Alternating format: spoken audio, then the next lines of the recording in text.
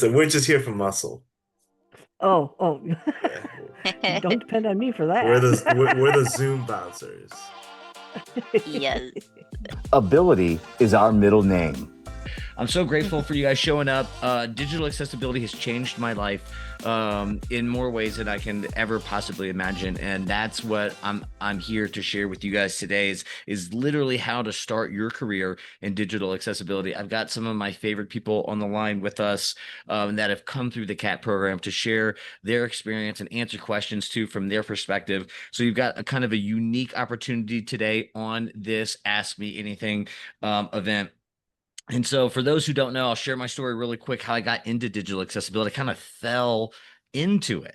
So I never had a problem getting a job ever. If I got the interview, I got the job. But that was before I lost my sight in a really bad auto accident as a young adult, right? Never had a problem getting a job until I became a blind job seeker. And then once I became a blind job seeker, that's when I really started to understand the barriers and the discrimination that we face.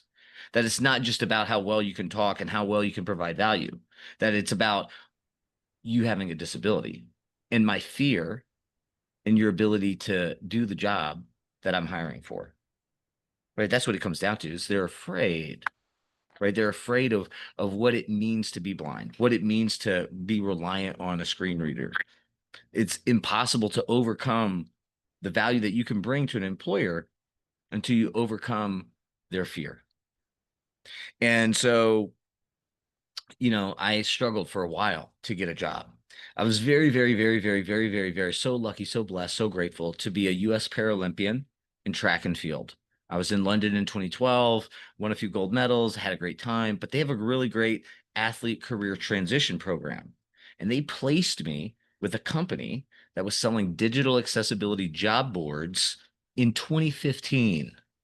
Right. So a little ahead of its time. Right. But that was the light bulb moment for me. Holy crap. Are you telling me that there's a job where a screen reader is the freaking tool that you use? Get out of here. Mind blown. Mind melted. Right. Face blown off. I couldn't believe it. And so I was all in. And when the digital accessibility job board opportunity was over, I found a job, created a job, made a job for myself as a usability tester. I found a nonprofit based in New York, right? You guys take notes here.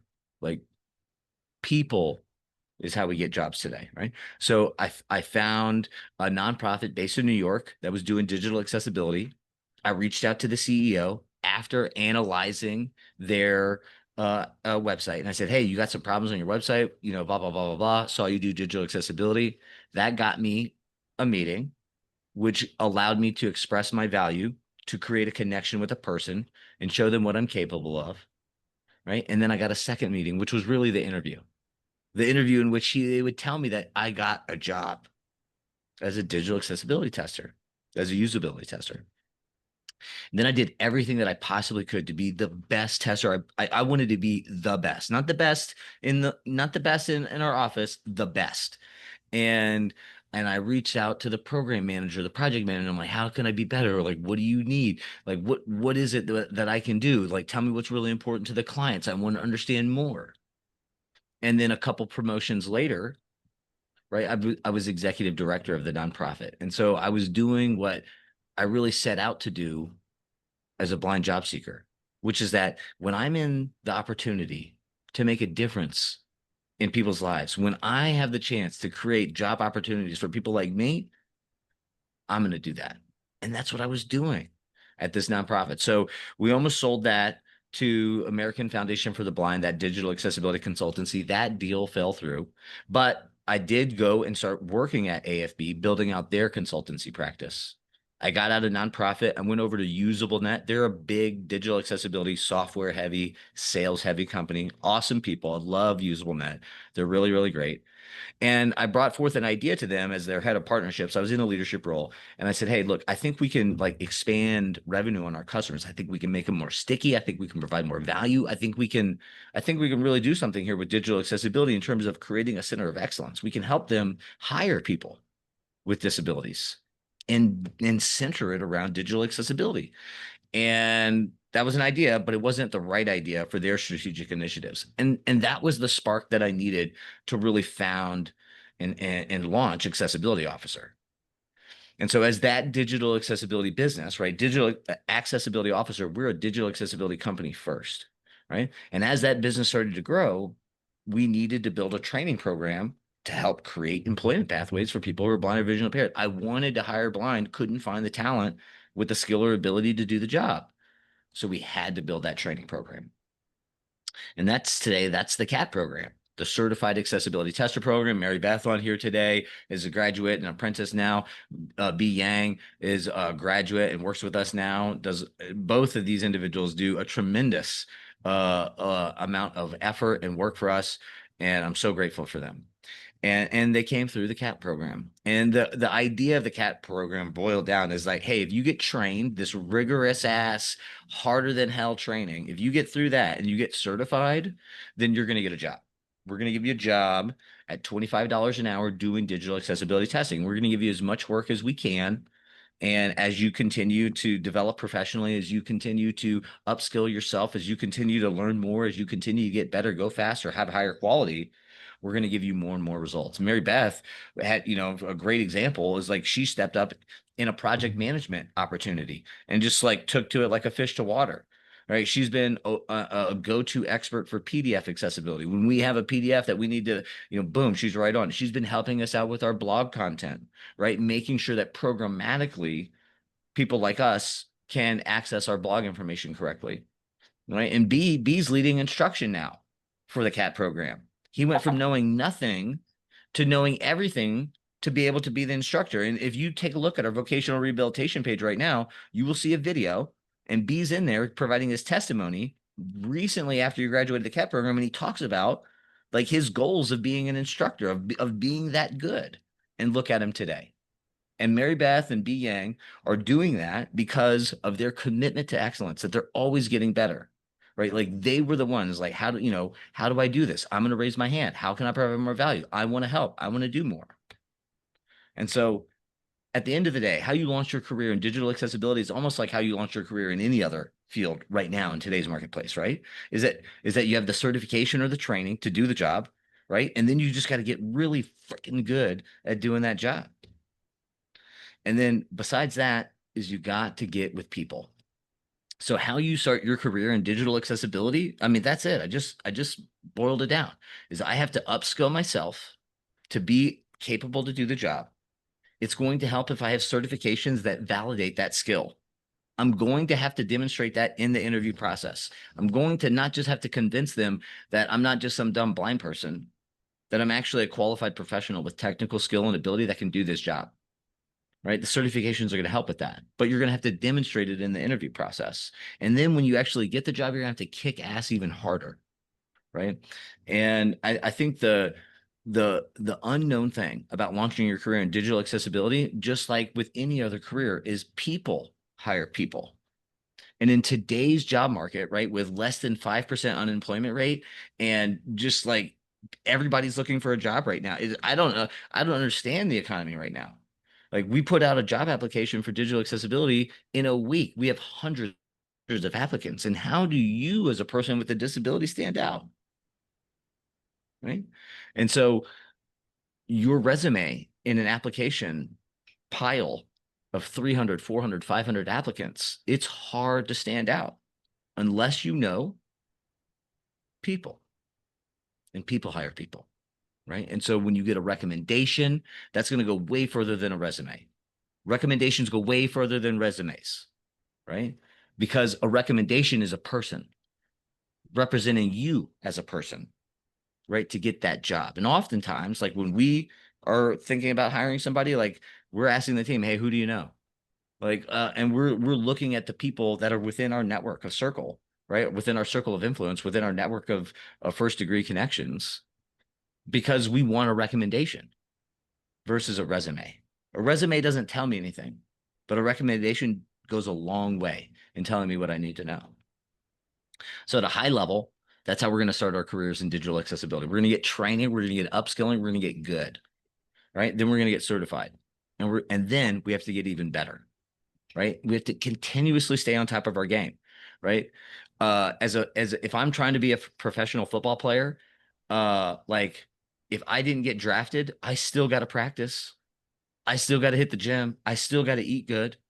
If I didn't get drafted, if a team didn't pick me up, I still got to be on top of my game because I might get that one call. I might get that one interview. I might get that one recommendation. And when I do, holy shit, you better know I'm going to be ready. So, I get so passionate about this stuff, right? Because it's so possible for everybody on this call. It's so possible. Mary Beth and B Yang, myself, are just representations of what's possible. So, that being said, I want to open it up to where you guys are at in starting your careers in digital accessibility. If you have questions on how do I get proximity to power? How do I get proximity to people? How do I navigate the interview? How do I navigate the hiring process? Two different things. Interview and hiring process, two different things, right? How do I get a recruiter's attention? How do I get the certification? How do I get the upskilling? How do I use AI? These are the questions that you're going to get answered today. So I want to open it up to you guys. Be selfish, right? Not selfish in terms of my time and everybody else's time, but I mean, be selfish in asking the specific questions that get to the heart of the problem that you're trying to solve. Be selfish. So, Mary Beth, B, do you guys want to say anything while people are thinking about the questions they might want to ask? Do you want to talk about maybe your experience in digital accessibility, the challenges that you guys have faced, how it pushes you, or anything else that you might want to share?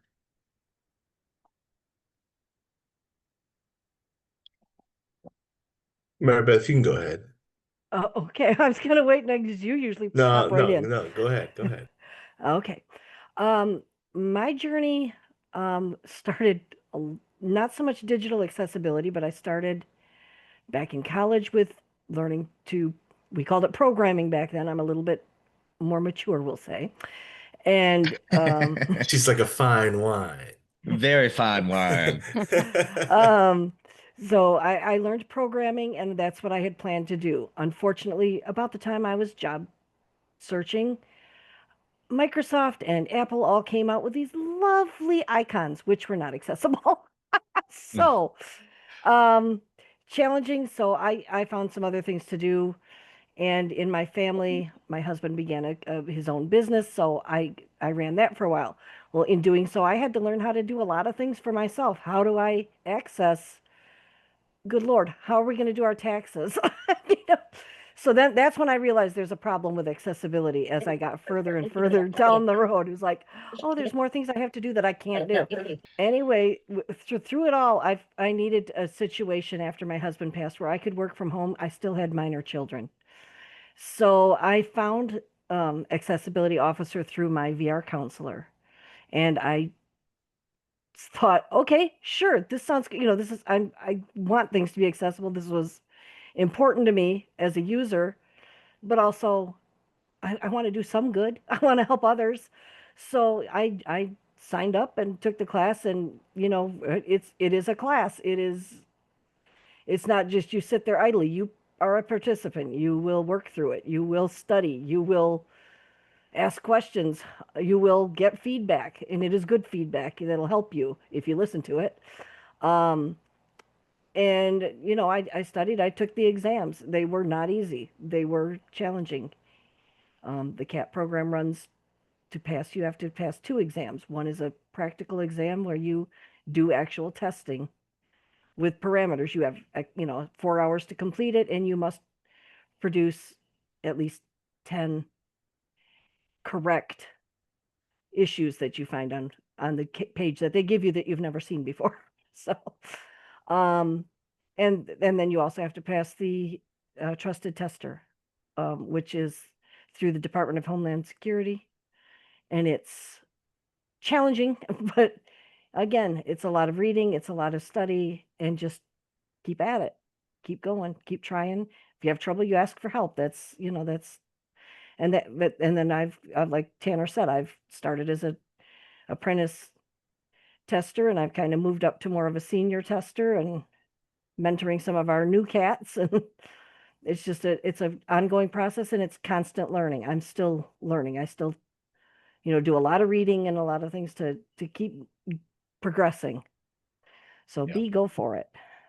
Well, before B hops in, you're not going to celebrate it, but I'm going to celebrate. I'm going to tell you guys a little bit about Mary Beth, and she can correct me if any of this is wrong. Mary Beth lives out in the middle of nowhere, right? There's no Uber, there's no Amazon delivery. It's you got to figure it out. Mary Beth was a para support professional. She would travel into the city, right, to go help some kids out in school, and she had to have that job. She was navigating that job and taking the CAP program at the same time. She had to ask her employer for time to make sure that she could do everything, and then, uh, you know, she's traveling back and forth, going to work, navigating the CAP program, and still at the same time doing everything that it takes to make sure that she was going to win. Mary Beth is a winner, and has really demonstrated what people who are blind or visually impaired in rural environments that don't have access to like some of the things that I take for granted in the city, like being able to hop in an Uber or order something on Amazon or get a pizza delivered. Like Mary Beth doesn't have that, and she figured out a way to make it happen. And look at her now.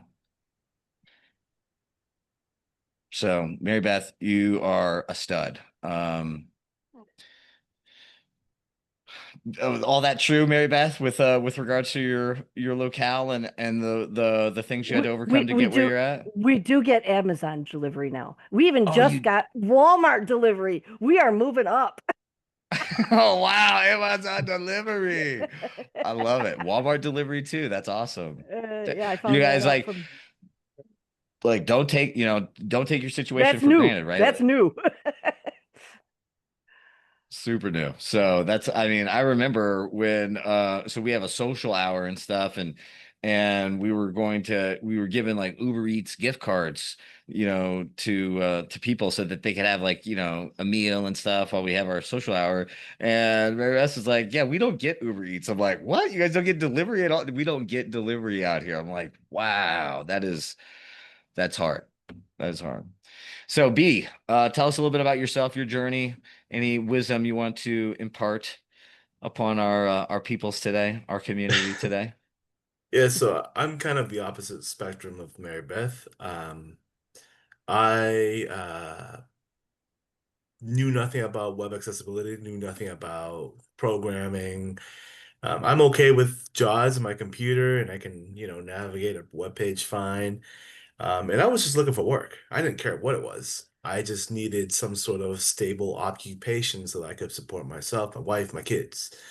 Um, I live in Southern California. I've been looking for work for 7 years.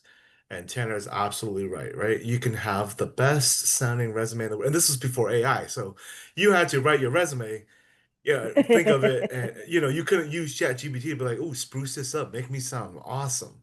You couldn't do that. You had to come up by yourself and BS your way through it. And I had a pretty well written resume, if I do say so myself, but it didn't really do anything for me.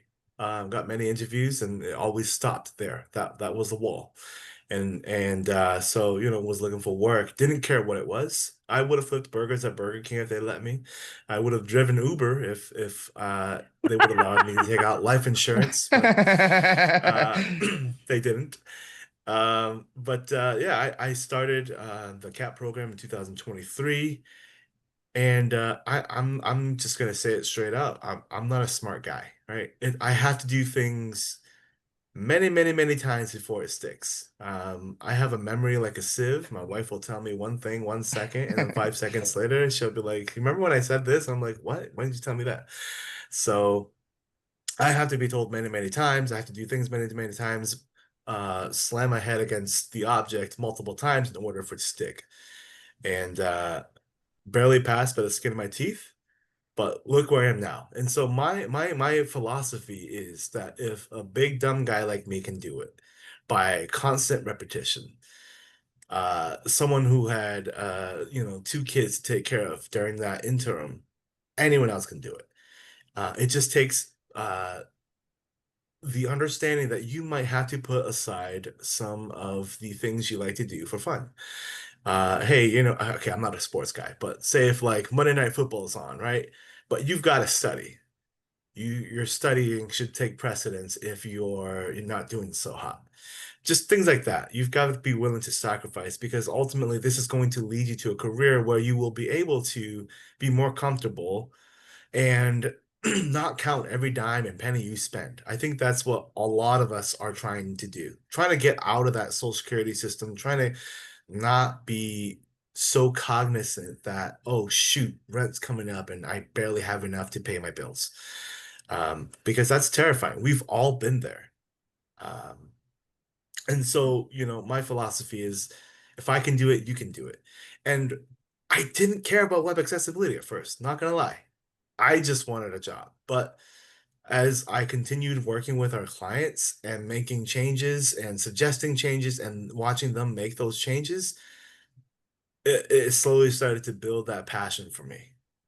We all want to leave behind some sort of legacy when we pass. And it's kind of dumb because the internet is such a fluid place that can change and there's so many pages. But if someone goes to the sites that I've helped audit, they'll be able to do that without the frustration where you want to tear out your hair or tear the hair out of the developer of not being able to fill out a form or bypassing a certain section of the page, all because now it's been made accessible. And so that's going to be part of the legacy I leave behind. And I think that everyone wants to be a part of that, to have that impact on someone else's lives. And it's small, but you know it's one of the things that I love the most about what we do here. Love it. Thank you, B. Want to quick check in with Rada. Rada, we have any hands raised? None so far. Okay, perfect. So here's what I'm gonna do, you guys. So to give you guys some ideas, like the ask me anything is like how to launch your career in digital accessibility. This is what I would do, Tanner Gers, today if I have $0 and I'm trying to start my career in digital accessibility and I don't have a case with VR. If I don't have an open case with VR, this is what I'm gonna do. If you do have an open case with VR and I want to start my career in digital accessibility, you need the CAT program. This is what you need. This is a direct path to employment. You get trained, you get certified, you get a job, right? Job experience, working experience is going to be the big lever that and people, working experience and people is going to be the big levers that you can pull to get your career in digital accessibility. But this is exactly how I would do it.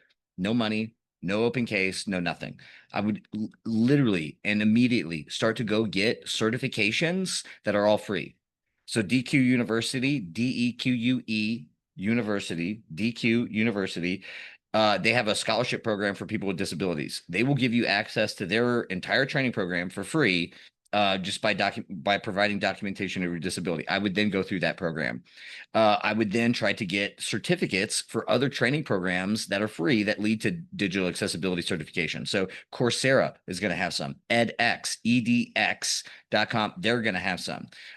You could probably do a ChatGPT search and figure out some digital accessibility certifications. There's probably some on, what's that one? Is it not Uber? It's Udemy. Udemy, right? Other learning platforms. There's going to be digital accessibility training programs and certification programs that are for free. All right. So that's the first thing I would do. In conjunction with that is I would literally be doing everything that I can to increase my skills in screen reader, right? I never knew exactly how crappy of a screen reader user I actually was until I had that job at UsableNet, right? Where that's a real deal company that's trying to make profits, right? That uses workplace applications that you don't get training on in VR, that you don't get training on at your independent living center. You don't get training on at the Lighthouse because they don't have them. They don't use them. Right. So that was a real big wake up call. So I would want to be making sure that my screen reader skills are up. And I would probably, if I wanted to go an extra step, is I would be downloading applications that workplaces probably use and that I would want to familiarize myself with. If you've never opened up Salesforce, probably figure out how to do that because a lot of companies use Salesforce. Never used HubSpot, maybe you want to do that. Maybe you want to try to figure it out. Be at least familiarize yourself with it. Jira, Trello, Asana, same thing. The workplace applications that most businesses use, maybe start to familiarize yourself with them. Maybe push yourself outside your comfort zone. Maybe at least say in it so that you have the capacity in an interview to say, yeah, I've used Asana before. Yeah, I've used Jira before. Yeah, I've used these applications before. Even if you've never used them in an actual workplace setting, the familiarity creates power. I mean, you get where I'm going. So screen reader skills, workplace application familiarity. Next thing I would do is I would make sure that I'm a great user of artificial intelligence. Right. I'm going to try to figure out how to lever up my productivity and performance using AI. And I'm not talking about just writing my resumes or creating social media posts for me. I'm talking about like being a strategic partner, about providing advice, describing a situation, and then trying to strategize how I'd work through it. What are the different tactics that I can do to execute on X, to achieve Y, to accomplish Z? Right. So I'm using AI as my strategic partner and my workplace buddy so that I'm not operating in a silo. And I'm leveraging known information, right, with the guidance of AI to execute my goals quicker. Right. So how do I use AI? We've got a blog post, I think, coming out, or just that's out recently. If you see some of our social posts right now, it's linking to it. You understanding how to leverage AI so that you can be better is essential for today's employment. You want to be competitive, you want to differentiate yourself, be freaking great at AI. The next thing that I would be working on is people, right? And it's like, what are the companies that I want to work at? If it's a digital accessibility consultancy, if it's an agency, if it's a federal contractor, if it's a big company, what are the companies that I want to work at? And I'm following those companies. Then I'm going to be following the people that have the jobs that I want to have, right? So who are if you want to work at Accessibility Officer, hitting Mary Beth up and B Yang up on LinkedIn, hitting me up on LinkedIn and starting to create relationships with us, probably be a good idea. If you want to replicate that elsewhere, that would also be a good idea if you want to go work for those companies. Once you have that relationship with those people, you can begin to create value. You can like their posts, you can like their comments, you can tell them that they're really insightful, right? You can validate some of their skills on their profile. You can, shoot them a message, you can share an article with them. You can create value and awareness of yourself, right? Create visibility. As you start to create more relationships with people, right? You can then, once you've created enough social equity, you can then start to ask questions. Hey, what kind of software programs do you guys use? Hey, are you guys, do you guys have other people with disabilities that work with you? Have you guys ever hired a blind person? What kind of digital accessibility tools do you guys use? I've used this and found this, right? Like it's not just it's not a take, right? It's mostly giving and asking for a little bit here and there. Mostly giving and asking for a little bit here and there. Okay. And so when you have that information, then think about the knowledge that you have going into an interview. Different kind of set of information to base off of, right? Different kind of conversation. Let's say that you create a relationship with some of these people and then they give you the heads up that a job's coming down the pike. Hey, there's a job coming in. You need to submit your application, but I'm going to put this recommendation in for you. That's going to go way, way farther than anything in your resume. It could just be your name, your phone number, your email, and I do digital accessibility testing. If someone's going to put in a recommendation for you, way, way, way, way, way better than anything in your resume. Because you know what's after that resume? The interview. And when they're sitting in front of you, they don't give a crap about your resume. They don't give a crap about where you went to school. I launched my digital accessibility career, no degree. No degree. B, do you have a degree? No, sir. Mary Beth is hella smart. She's way smarter than me or B. She's got degrees, right? But like if you have it, great. If you don't, no big deal. You do not need a degree. What you need is people. What you need is performance. What you need is certifications. And what you need is training. Upskill yourself, certify yourself, create relationships, and start to provide value. That is the formula for how you launch your career in digital accessibility and any other career. So as I went on that monologue to try to stimulate ideas for you guys for questions where you're having sticky points in launching your career in digital accessibility. So with that being said, I want to open it up to you guys. Ask B, ask Mary Beth, ask me what questions you guys have in how to launch your career in digital accessibility. Hi, this is Jeff Townsend from Oregon. Can you hear me? Yes, sir. What's that, Jeff? Oh, Tanner. Yeah, this is Jeff Tanner's Townsend giving from you a Oregon. hard I raised my hand and it said I was requested to unmute. Jeff, I'm We did busting have a your balls, question my buddy. here. I'm here with my VR counselor, And Okay. she in particular had a question. Her name is Kathleen. She can ask if she'd like. Okay, I just read over your CAT program overview. And at Yes, the ma'am. bottom, you talk about if clients have to first pass the skills baseline test. And if they are, they're recommended for the, 14-week CAT program. Yes, ma'am. That's my first question. What exactly is on that test? What kind of things? And my The skills second baseline. question is, can you hear me? Yeah, Yeah, go ahead yeah, with your second question. My second question is, it says if they do not pass that baseline assessment, they are recommended for a workplace readiness accessibility program. I want to know what that's about too. What, Sure. So I'll give the high level overview, and then B is actually who runs our skills assessments. So I'll let him talk about that a little bit more. I will also So drop my Venmo in the chat so that if you do decide to take the skills baseline assessment, just You're so funny. I'm just teasing. I'm teasing. yes, we do try to keep it. We do try to keep it light. And Jeff, I was just joking. Kathleen, thanks so much for the question. Super appreciate it. So the skills assessment. So let me back up a little bit. We created the skills assessment. We needed a skills baseline assessment because the rigor of the CAT program. People were coming in that shouldn't have been in the CAT program, and so we needed to make sure that we were assessing people that for the right requisite skills so that they could be successful. And today, what that looks like is an assessment of screen reader skills or assistive technology if they're relying on it, Microsoft 365, Chrome and Chrome extensions, and communication, problem solving, and critical thinking, right? So we put people in a situation where they're going to fail, and then we see what they're going to do.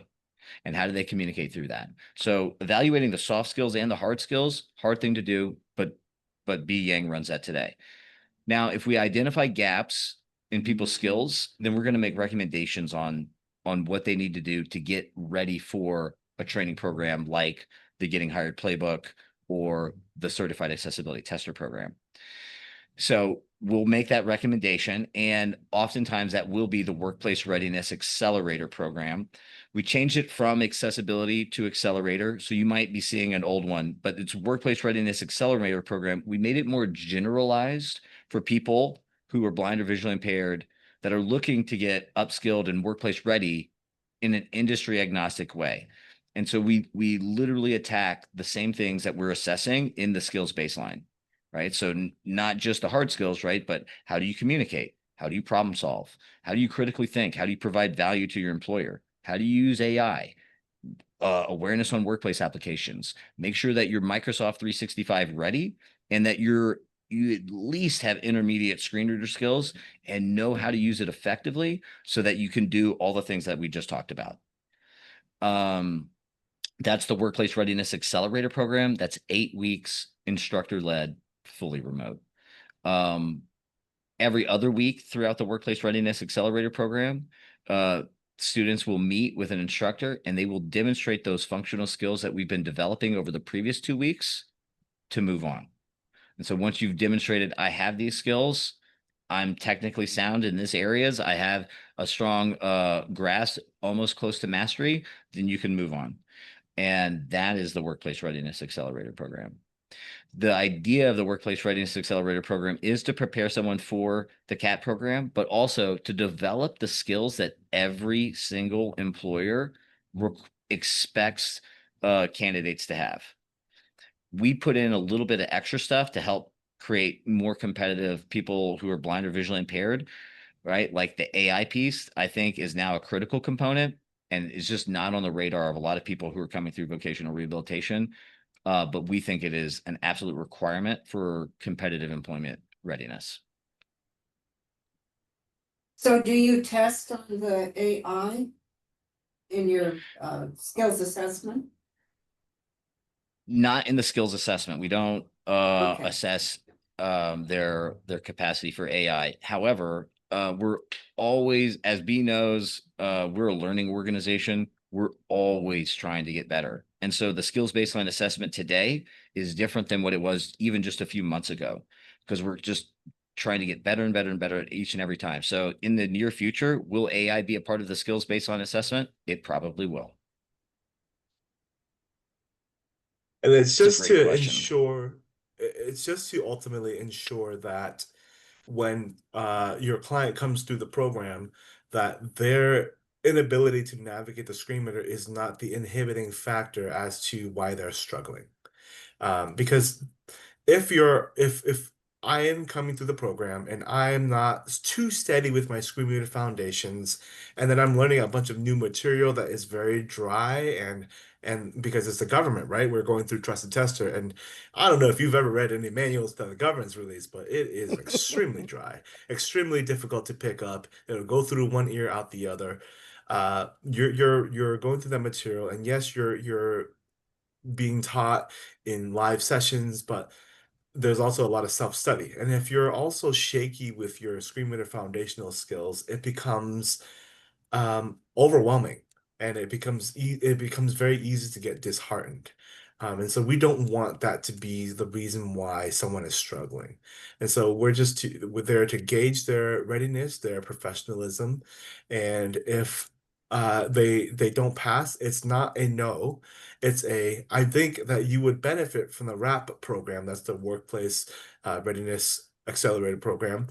Um, and that will teach you those foundational skills to be the best professional version of yourself that you possibly can be. Okay, my name is Mike. I'm here with Kathleen and Jeff today. After the Workplace Accelerator program, Mhm. what is the next step of progression? It would be We to the. can Go ahead, B. go ahead, Tanner. You would take the next step would be to join the CAP program, the next cohort, if that's still something that you want to do. Okay, and Yeah. that's your 14-week program. Can you give us kind of the brief rundown of that and what happens at the end of that program and the assessment at the end of that program? Absolutely. So it's called a CAT program. The CAT stands for Certified Accessibility Tester. It's a 14-week program. Every week, students are offered an hour and a half of lecture, an hour and a half of hands-on workshop where you put that theoretical knowledge that you were lectured about into practice. It's all remote over Zoom. Then you have an hour every week of one-on-one mentor time with a mentor of your choice. That means, if you are a low vision user and you don't use JAWS, you might not want to work with me because I'm totally blind as a bat. And you might want to work with a mentor who has some visual acuity so that they can kind of assist you along in any hurdles that you are running into.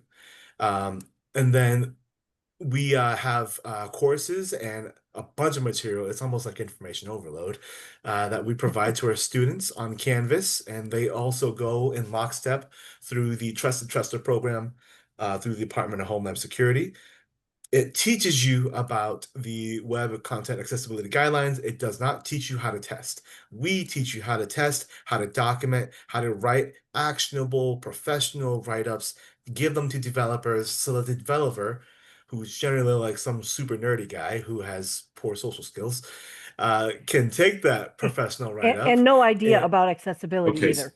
right. so I have And two questions here. I'm hearing one that it sounds like that there are instructors and I'm yes, sorry, kind of Yes. B, is it B?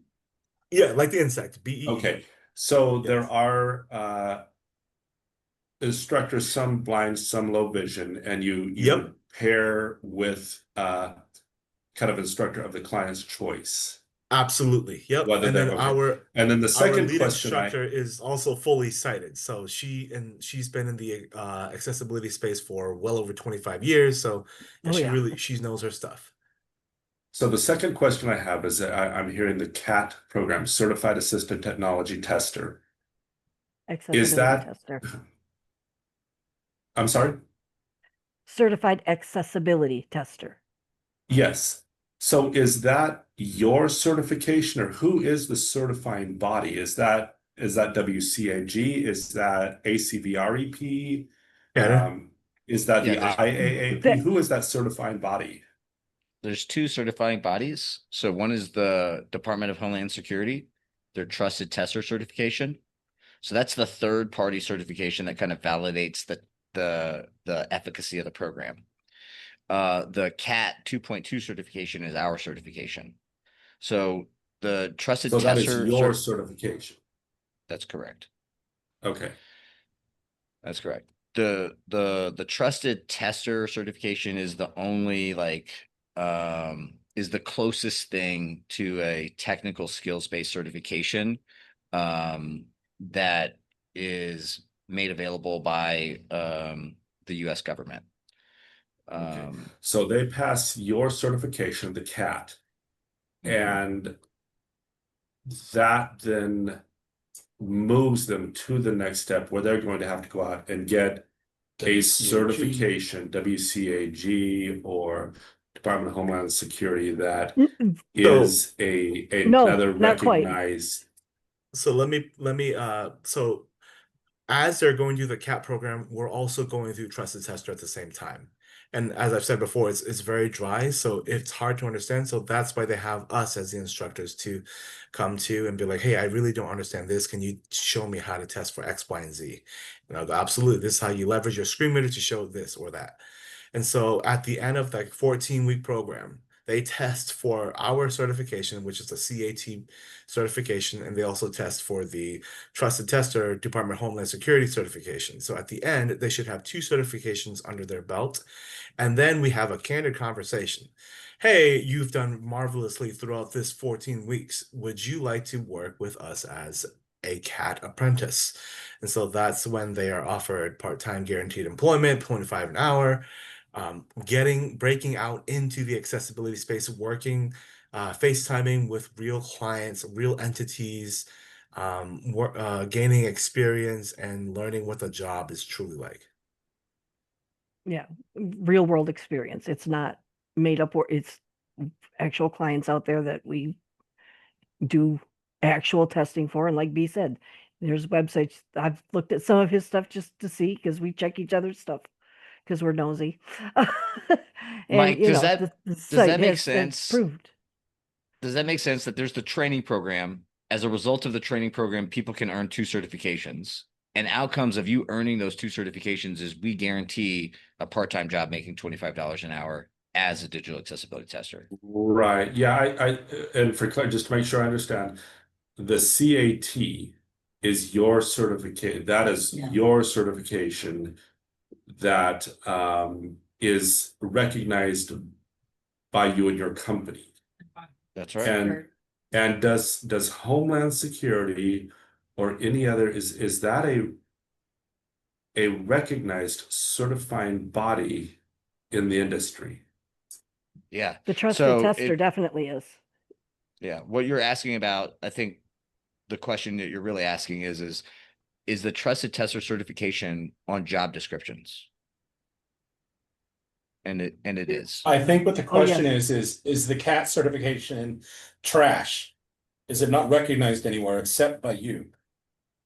To cut to the point, because I think you guys are talking around each other. I think I've answered the question pretty directly. Right. So no, I think you did. Now trash is my language. This is Jeff, because I just hate everyone missing it. But yes, it's your certification that is recognized by you, but not necessarily Novell or IBM or anything like that. But that's where the additional training comes in, is once you're certified and you're working, you continue to skill up to get things like the WCAG and anything under the IAAP umbrella, just so it is recognized by other places, because they may not recognize your particular certification at this time, other than trusted tester, which is very important. And that alone opens doors for you. But I think what was being asked is your certification recognized by anyone else? Because I think that's the question they were trying to ask. And I'm sorry to cut in like that, but it really does frustrate me to hear people talking past each other in a sense. Yeah. So thanks for clarifying. So with regards to the market recognition of our certification, do other employers recognize the certification? I don't know. Have I seen the certified accessibility tester in job descriptions? No, I have not. But that's the reason why we pair the Department of Homeland Security trusted tester certification with our certification. right? Our certification is way more rigorous, way more robust than anything the trusted tester does, and more than the IAAP certifications are, which are just knowledge-based certifications, which means you could read a book and pass it without ever turning on a screen reader or doing a digital accessibility test or doing the job. And so just like with any certification, it might get you an opportunity to have a conversation, but what you do after that is what's really going to help you determine whether or not you get the job, because most of the certifications, to your language, are trash. The way that the interview and the Yeah, hiring I've worked process for companies works, that have offered trash certification, so it's a bit of a sticking point for me. I understand, Because but the way it's I very understand, unhappy, Beth. And I do let me appreciate you listening to my candor. But yeah, keep going. I'm sorry. So in this, employers hire people, uh, uh, you know, the thing that prevents people from hiring, the thing that prevents employers from hiring people is risk. And it's risky to hire someone based just purely on certifications. So if you have certifications, great, that might get you a conversation, but then they're going to do what's called a functional skills assessment or a functional interview assessment or a functional interview test. And they will have you do some type of technical function, essentially perform some type of audit. Perhaps it's moderated, perhaps it's not. And then the quality of that performance is going to determine whether or not you move forward to the next round. And so if you go to, so we're not the only game in town with regards to digital accessibility training and certifications, right? There's the World Services for the Blind. There's the Blind Institute of Technology. There's the Carroll Center for the Blind. There's Abler, right? But I'll tell you this, not one of those programs has outcomes that perform digital accessibility testing, reporting, and remediation guidance like we do. And I know this because I've tried to hire their graduates and they can't pass our final exam. And so if you can't pass the final exam, if you can't demonstrate to an employer that you actually have the technical skill and ability to do the job, you're not going to get the job. And so, yes, certifications are important. And do I recommend you getting them? Absolutely. After you get the CAT 2.2 and the trusted tester, do I think you should get the IAAP certifications? I think you should, because it's the thing that helps overcome the fear of the person across the table.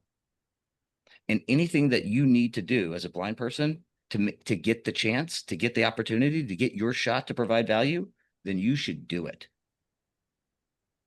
Like DQ University, which I'm all excited about as well, tackling that. Hell yeah, DQ And I do University. appreciate all of your information. So thank you very much. And I want you to know that it's appreciated. I'm sorry. I think Kathleen had something to say. Tim, just have a basic question about how much does the skills assessment, that initial skills assessment cost to a VR counselor? Yeah, it's I believe it's 661. 661.00. Okay, That's right. thank you. You're welcome. Yeah, you're welcome. And Jeff, I love, there's clearly passion, there's clearly experience driven language and word choice that you're using, right? I can tell that you're coming from a place of experience and hardship. And I love that you're pushing, right? Because this is what I love. And having the conversation in front of other people, right, is important. And I think that, our stance here and our dialogue here really reflects the expectations that we set in the program. We are not going to tell you something that's just not true, right? We're going to hold you accountable. We're going to tell you what it takes to make it across the line, because I don't give a shit about graduating people and then getting them into careers that go nowhere. That is not what we are here to do. We are here to help. There's the antithesis of what I want. Right. We're here to create employment pathways. I'm sorry, Tanner. I think Kathleen was going to ask something. Hey, I just have a fascination about Homeland Security and exactly what are they accessibility analyzing? Is it websites across their agency or is it people? I mean, what is it that they're using so many accessibility testers for? So I think there was kind of two questions there. One is like, why is it Department of Homeland Security running the trusted tester certifications? And then two, why do we need so many testers? Yeah, or I just need to know, what are they testing? websites or what?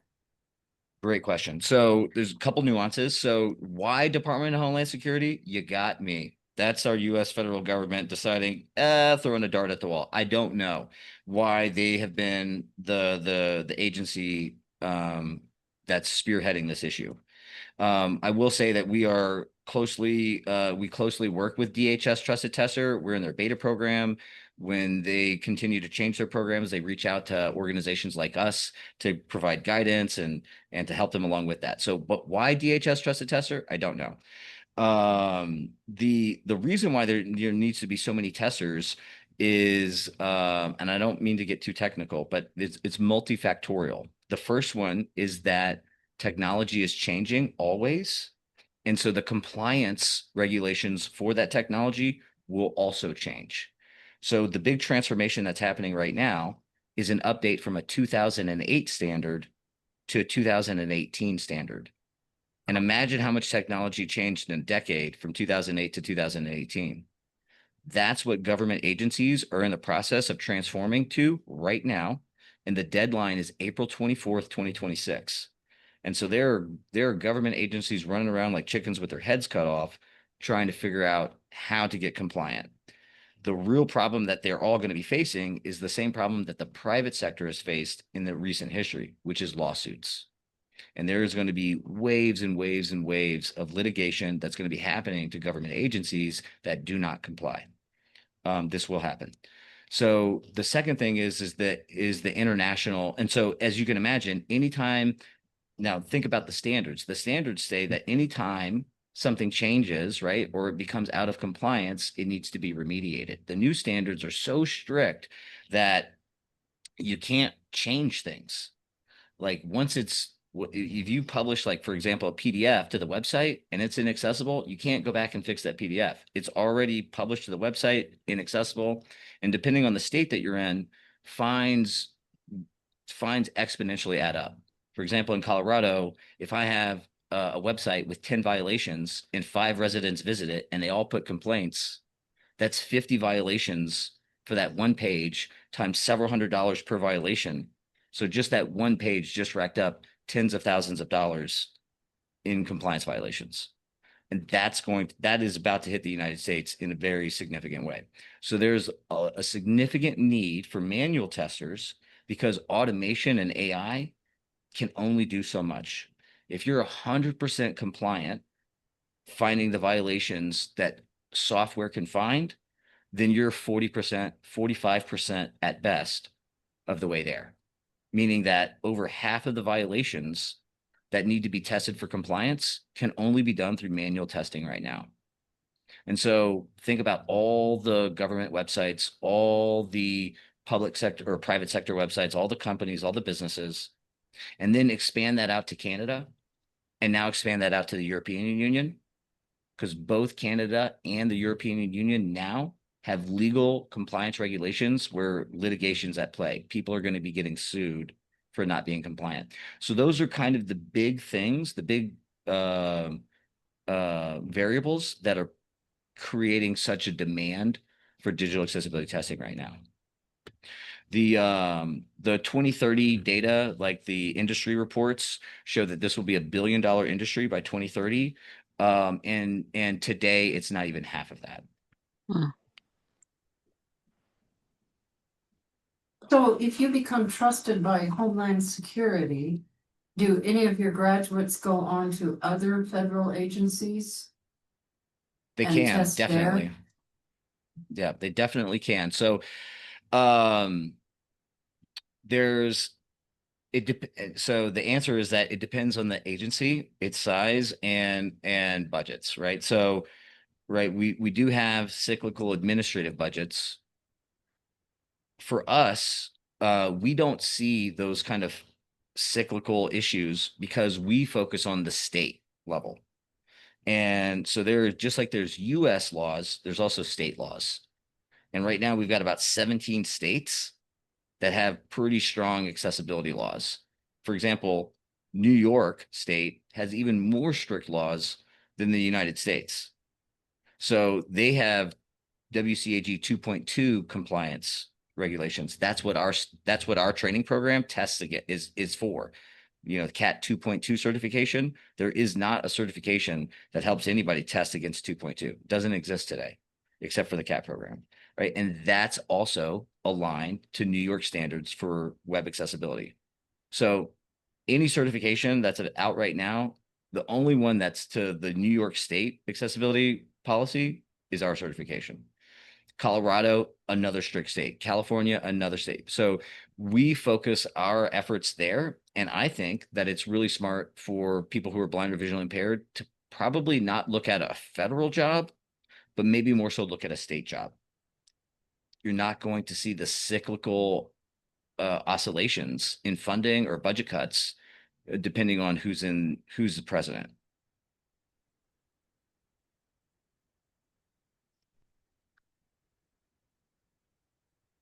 Thank you. Thank you. We've got a much better understanding here. Yeah, thank you for taking the time for answering the questions. That's what I said, man. We'll Be turn this away selfish. from being the Jeff AMA, where we're asking all the questions, and we'll release you onto everyone else. Thank you for your time, and I really do appreciate it. Jeff, I love it, man. I appreciate you so much. Thank you for challenging. Thank you for pushing. I love your tenacity. And yeah, any other questions? You guys want to open it up? Hopefully that stimulated some thoughts, some ideas, some problems that you guys have been facing. How can we help you launch your career in digital accessibility? Hey, Tanner, this is Alexandria. Hey, what's going on? Hey, so I'm in the midst of CADIS certification, but interested in your program. I was hearing that you said that you got like some one-on-one training or live training. What does that look like? Is that like a scheduled during the day, you know, class? Because I do work right now as a ATI. Yeah. Where are you based out of? I'm in California. Okay, cool. And I got 3 So contract jobs. yeah, so I'm also from California. We have, we're willing to be flexible, right? There was a gal who was in a program and she worked, and I met with her every day at 4:30 to 5:30, not every day, every week from 4:30 to 5:30, depending on what day of the week she could fit her schedule in. So we're flexible. It's one-on-one mentor time for that particular part of the program. Classes are generally set for an earlier time of the day on Tuesdays and Thursdays, but they're also recorded so that you can have access to them both in terms of watching the video and reading the transcript. So, if you couldn't make it to the class, you could watch the video and then bring questions to your one-on-one mentor session. So that's how people have done it in the past who have super busy, crazy schedules. Yeah. And then I was also hearing you guys, okay, and this is the part where you said be selfish. You're saying starting off possibly at a $25 an hour rate. Is that pretty much what you're seeing across the board? Because right now, I make triple that in an hourly rate. But again, interested in what this field has to offer as well. That is a great question. This is an entry level program. And so, making $75 an hour, there's only a few career fields where that's like entry level, right? That's $150,000 a year at a full-time salary. So this entry level role, starts at about $50,000 per year for full-time, or about $25 an hour. There are going to be jobs that are less than this. We see a lot of people trying to take advantage of people with disabilities to provide quote unquote usability testing or user testing. They might pay $10 an hour or $10 a page or something low like that. But that's not a real digital accessibility job. They're basically selling the good feelings to their clients. Like, yes, we have people with disabilities test your stuff, but it's not the work that I think that you're trying to do. But yes, this is an entry level. It's tough, right? So we get a lot of people coming from the federal problems that are happening right now, and those are all like 6-figure jobs, and it's super, super tough, especially as a person with a disability, to transition into a whole new field and expect to make, you know, $75 an hour, $100 an hour, even $50 an hour. So is it possible? Absolutely. You can look right now and see a senior digital accessibility role at like JP Morgan or Wells Fargo or any insurance company or any kind of big Fortune 500 company. You're going to see those at, you know, $100,000 a year and up, or pretty close to that. So junior or entry level roles are going to be between 50 and 75,000. Senior or mid-level roles are going to be between 75 and 125, and then it goes up from there. Okay, thank you. Yeah, you're welcome.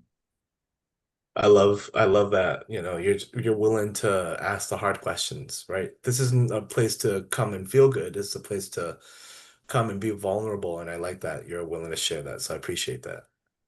Totally. Thank you. The other thing too that I'm a big proponent of, I mean, B was there when we were presenting on this at the NFB National Convention, is starting your own digital accessibility business, right? Like, you know, for what companies pay us today at Accessibility Officer, no company would ever pay me as an individual, right? Like as an hourly rate. And so, you know, starting your own digital accessibility consultancy is definitely an opportunity to launch your career in digital accessibility, right? Like, you know, I didn't do that, you know, per se directly, but it was like, that's kind of what I did really quickly at my blind spot. That was basically what I was doing at AFB. And that's what I'm doing at Accessibility Officer. I'm literally just selling digital accessibility services, and I'm not the technical expert. I have technical people around me like B and Mary Beth and Heather and Nakia and everybody else on the team. And they do that. And so starting a digital accessibility business, getting technically sound, and then communicating business value, it's like getting a job, but instead of you actually working for them, you're working with them and getting paid more to do it. The problem with digital accessibility consultancies is that it's often project based, so it can be very cyclical, right? Mary Beth and B have seen this at Accessibility Officers. Sometimes it's feast, everything's coming in, right? And sometimes it's famine. It's a little bit slow right now. It's a downtime. You know, hey, this project got delayed. So that happens too. But the digital accessibility business, I'm all about people who are blind or visually impaired, people with disabilities, starting their own digital accessibility consultancies and getting after it. The pie is so big. I have to, you know, give myself grace. You know, last week we did not get a couple proposals in for opportunities that were being issued by municipalities and local governments. They said, hey, come help us. And we're just so busy right now, I couldn't get the proposal in. And so like, I hate myself for that, right? Because that means like people like Mary Beth and you and B like have less hours for me to give them to work. I hate it, right? But that's how much business and opportunity there is right now. So starting your own consultancy is another way to start your career. And $75 an hour, no problem. When it's your business.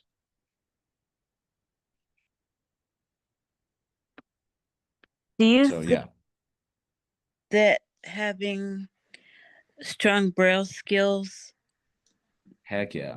can help? Yeah. Mary Beth, you want to talk about that? I'm sorry, I had a little trouble understanding her question. She was asking how Having do braille strong braille skills skills. help? Oh, braille skills. I'm sorry. You were a little bit, you know, sound quality on Zoom. Oh, sorry. Sometimes. No, that's okay. It's just technology. It's great when it's great and it's not when it's not. I use braille every day. I've got a braille display in front of me right now. So I find it very useful for writing things up, for checking code, for, you know, reading whatever I need to read. It's just makes me more accurate as a braille user. I'm predominantly a braille user, have been, you know, since childhood. So that's, for me, it's essential. I don't, you know, I can't speak for other braille users. There's varying degrees of skill and varying degrees of usage. So, but for me, I can remember in a meeting we had several months ago, something was said about a list of, you know, things that we do use sighted assistance for certain things that we cannot see. And oh, do you have a list of that? And I'm not. You actually want me to type that into a Word document? Because I had it in Braille. I don't have it in digital. That's that I'm old school enough that sometimes I just want the hard copy, and or use my Braille display to read. I just use a lot of Braille. So having those skills, for me at least, is absolutely essential. I am a Would you better guys worker with Braille. would it be valuable for you guys on the call to kind of see how we do digital accessibility? Like, how do we test? Yes. How do we, Oh, would that be yeah. helpful? I think so. B, what do you think about maybe pulling up like a page and running Dart Suite on it? I'm putting you on the spot, but what do you think about that? Yeah, no, let me yeah, that's fine. Let me just That's find a web fine, page to jerk do this face. on. No, my computer is just running really, really slow right now, so I just, hope it doesn't freeze up halfway through is all. Oh, I'm not the only one. Yeah, mine's been doing that Yeah, today so too. it's just being a pain. But yeah, let me launch a random web page. So while Someone B's give me doing a web that, page. has there No been a one, web anyone? page that you guys have been struggling with recently? Like you got served up a Facebook ad or you were trying something else and you were like, ugh.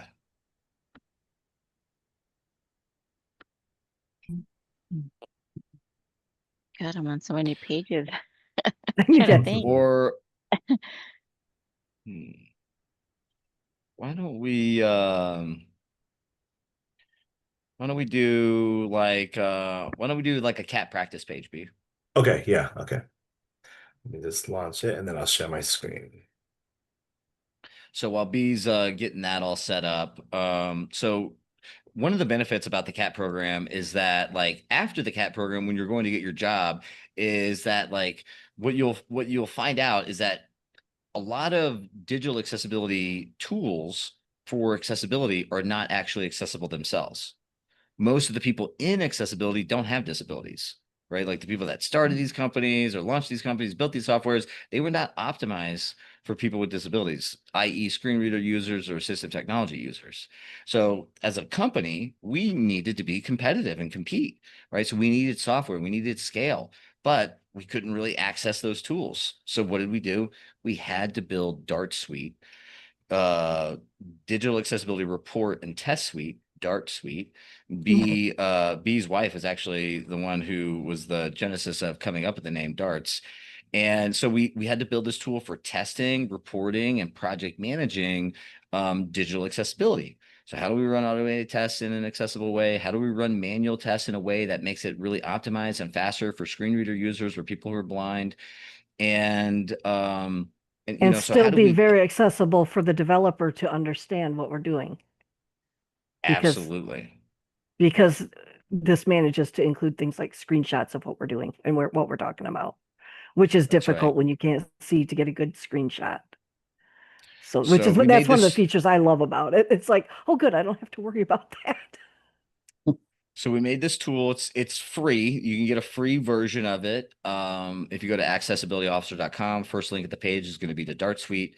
But yeah, B, do you want to, did that give you enough time to get set up?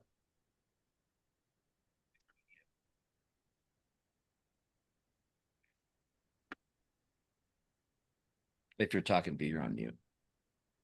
I'm sorry. I'm But sorry. if Just give me 1 second. I apologize. You're fine. So yeah, so we have so most of the accessibility tools like available today are going to do just automated testing. And so that was great, right? So but oftentimes like organizing those automated issues or getting through all that stuff is really, really difficult, almost impossible for a screen reader user to do. The other thing is when we're recording manual issues, right? So number one is integrating the manual issues with the automated issues. That's really hard. Mostly it's done through spreadsheets, right? A lot of smaller accessibility companies like ours are on spreadsheets. It's crazy. And that's what we used to do as well. It was all on spreadsheets, which means like, hey, you got to grab this code. I got to go over to, I have to hit F12, go to Dev Tools, find the code, copy the code, paste it in the spreadsheet. All right, now I got to come back, take a screenshot. Okay, now I got to do this. I got to do that. And it was like, man, there's like software can do that stuff. Let's build the thing that software can do and boil it down so that our testers are going as fast as they possibly can without being inhibited by cited things that take a long time to do.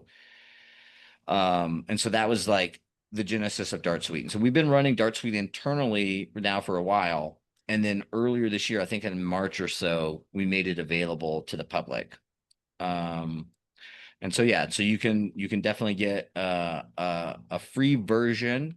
It's not going to have all the bells and whistles on it, but you can definitely get a free version of Dart Suite and start doing digital accessibility testing in a more professional way. And thanks, Rada, for providing the link in the chat there.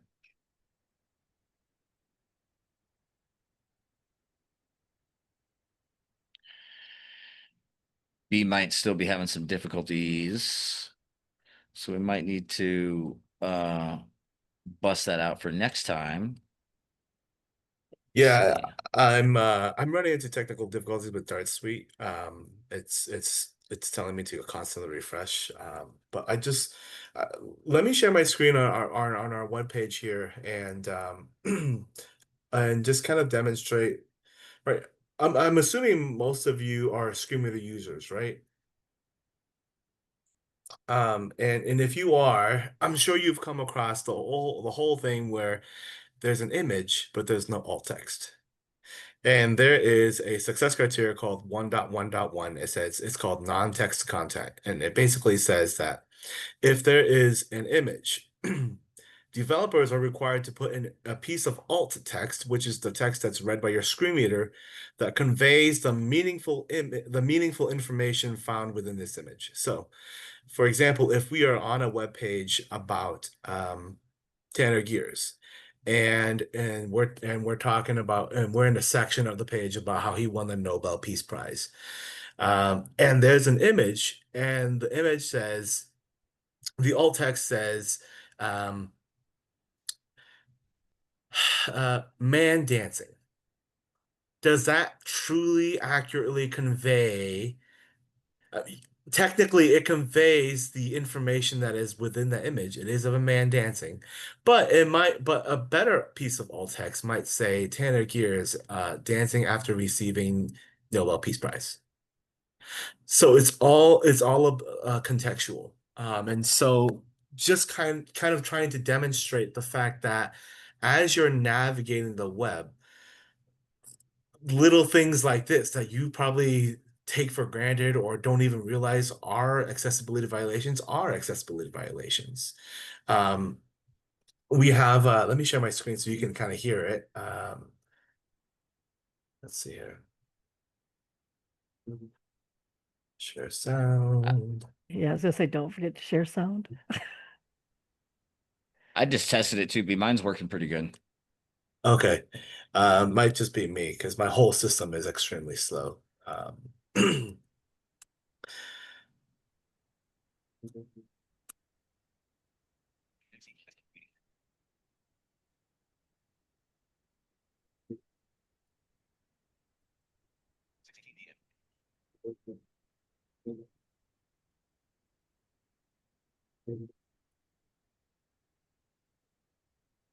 Okay. There you go. No screen reader. Right there. What of that? Did No, you hear that? no screen reader. No. Jeez.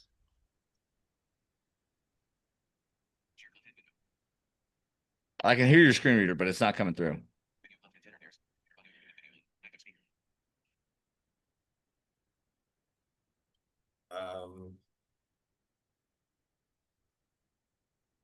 We might have to say this next because I'm getting like a 10-second latency. I apologize, Tanner. No problem. I can do it really quick. Yeah, for sure. Was that his screen reader?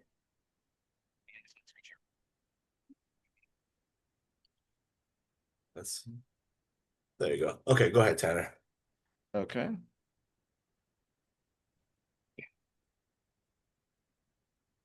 Controls. All right. Screen sharing controls. Should be sharing my screen now. There you go. There you go. Yep. Is Tanner's screen reader? Oh, that's You guys Tanner, my for screen some reader? people, you may want to slow it down. Yeah, I'll slow it down.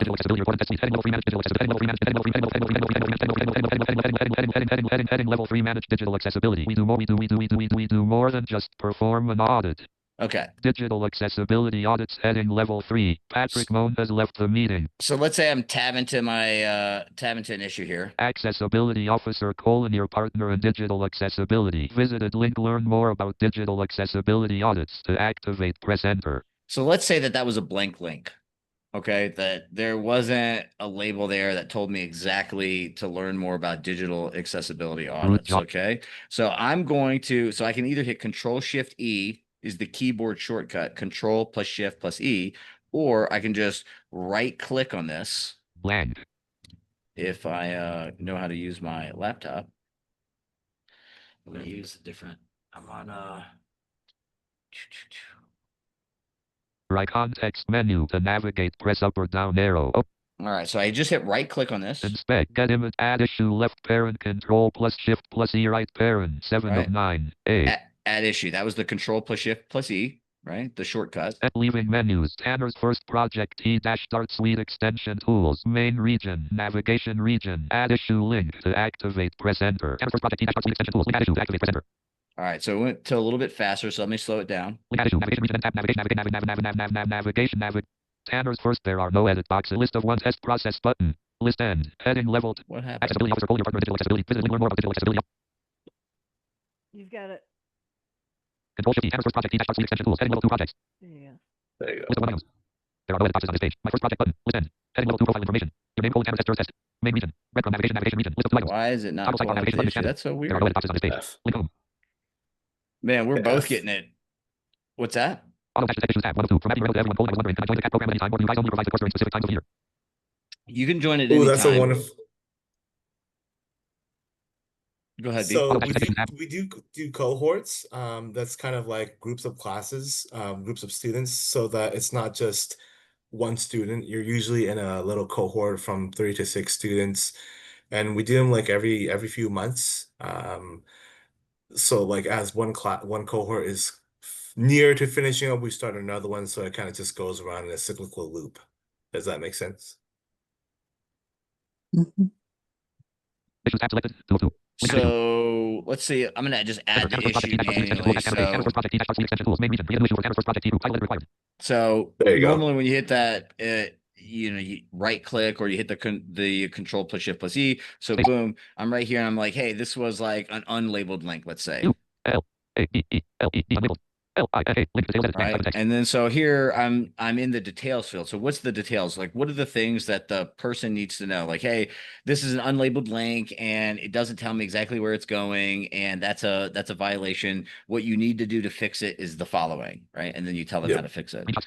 And then so we've got the screenshots that are taken automatically for you. So when I'm on the page and I right click on an issue or I do Control Shift E, whatever that focus is, it'll take a screenshot of that area, of that component. You could also, if you wanted to take your own screenshot or your own video, you could do that and upload it right here.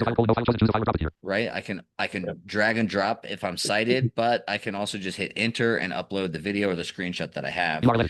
So it's going to automatically grab the URL for me, whatever URL I'm on. It didn't do that here because I'm manually activating it, but the URL would be right here for the developer. And then I've got right here the list of WCAG success criteria. So I can either type in any word in a success criteria. I can type in a number, or I can just down arrow if I'm not sure. Right.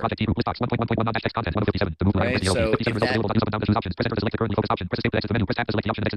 right? So if I wanted to type something or just down arrow through these. So let's just say it's this one. I can hit enter and then move through on.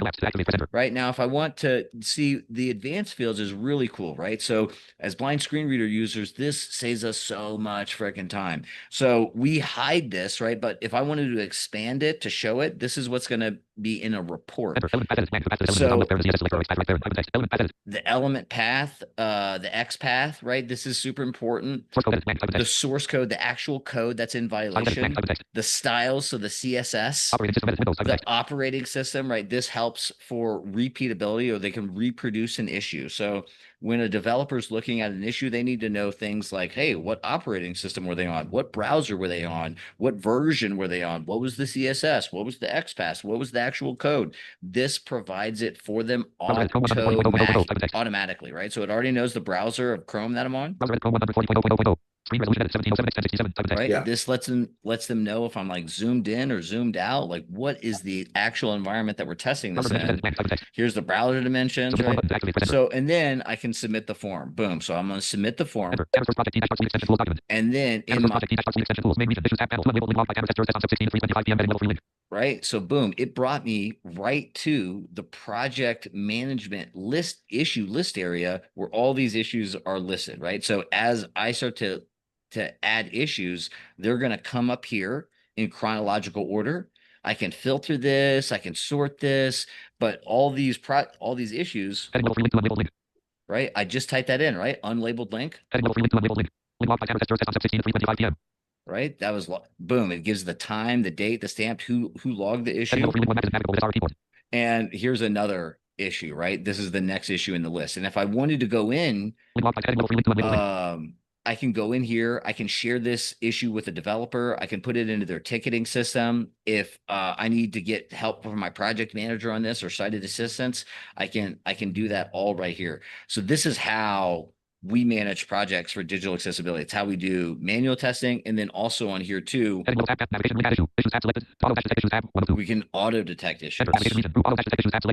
Right. And then so this would do the automation issue detection. So, but yeah, that's how we use Dart Suite at a low level for, let's see. Let me go back to the Zoom meeting. But yeah, that's how we use Dart Suite. So thank you guys so much for staying over. I really, really appreciate it. B, Mary Beth, appreciate you guys so much for coming in and sharing your knowledge and wisdom and experience. Thanks, everybody. Thank you, If you guys have questions, if you want to join the CAT program, our next CAT program is going to be October 16th. That is the kickoff date. So if you want to get into that program, what we'll need to do is get a conversation started with your VR counselor. I'm happy to help with that conversation. You will want to make sure that you're so welcome, Abby. You want to make sure that they'll know that your vocational goal is to be a digital accessibility tester and that this is the program that's going to help you do it, right? So you can get the training, you can get the certifications and the working experience, getting paid $25 an hour so that you can help transition into the industry. The CAT program is a passion project for everybody here. This is exactly why we do everything that we do at Accessibility Officer, to help create meaningful employment opportunities for people with disabilities, and so that we can achieve our vision, which is that the U.S. disabled unemployment rate is the same as the U.S. unemployment rate. So my name is Tanner Gers. This is Accessibility Officers, how to start your career in digital accessibility. And always remember, ability is our middle name. Thank you guys. Love you so much. Thank you guys. Everyone. Accessibility Officer. Ability is our middle name.